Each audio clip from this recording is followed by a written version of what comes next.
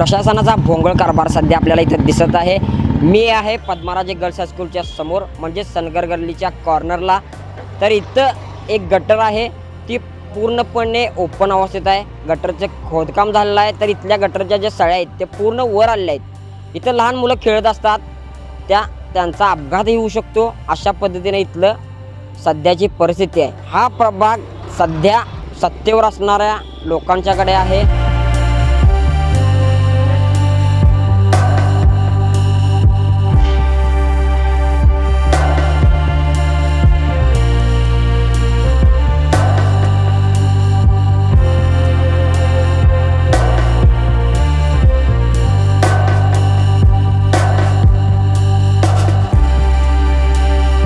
शाळेच्या समोरच असे प्रकार घडत असतील तर भविष्यात इथं एखादा अपघात येऊ शकतो। अशा पद्धतीचं इथं सध्याचं चित्र दिसत आहे।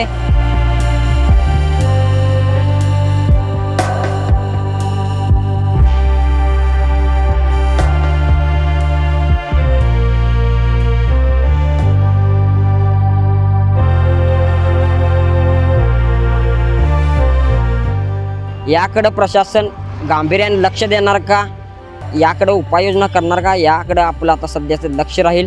कॅमेरामन रवींद्र बागलसह तुषार पाटील, TV नेक्स्ट मराठी।